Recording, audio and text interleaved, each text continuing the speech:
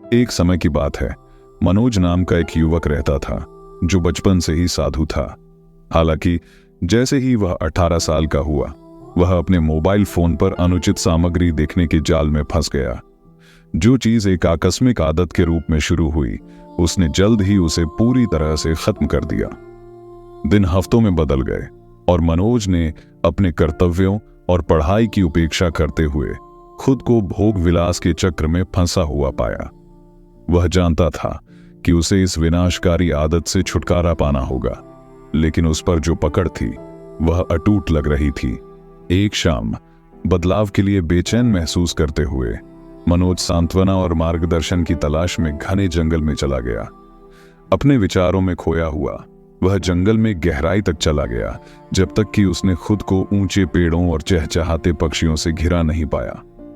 जंगल में अकेले मनोज ने खुद को रोते हुए सवाल किया कि वह इतने अंधेरे में क्यों फंस गया और वह मुक्त क्यों नहीं हो सका।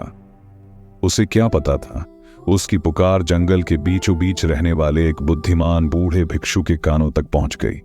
मनोज की परेशानी को भांपते हुए साधु ने उनसे संपर्क किया और मार्गदर्शन दिया।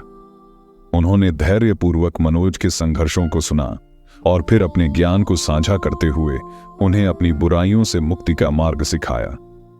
नई आशा के साथ मनोज ने साधु की सलाह का पालन करने की प्रतिबद्धता जताई। उन्होंने अपने आंतरिक राक्षसों पर काबू पाने के लिए दृढ़ संकल्प के साथ आत्मानुशासन, ध्यान और आत्मनिरीक्षण की 30 दिवसीय यात्रा शुरू की। दिन ब दिन मनोज अपने मन और आत्मा को शुद्ध करने पर ध्यान केंद्रित करते हुए ध्यान में डूब गए। प्रत्येक बीतते दिन के साथ उसके भीतर का अंधकार छंटने लगा। उसकी जगह स्पष्टता और शांति की एक नई भावना ने ले ली। जैसे ही 30 दिन पूरे हुए, मनोज बदलकर जंगल से बाहर आए। उसने अपनी लत पर विजय पा ली थी और उसे आंतरिक शक्ति मिल गई थी, जिसके बारे में उसे कभी नहीं पता था कि वह उसके पास है। भिक्षु के मार्गदर्शन के लिए आभारी होकर मनोज ने सदाचार और सावधानी से जीवन जीने की कसम खाई।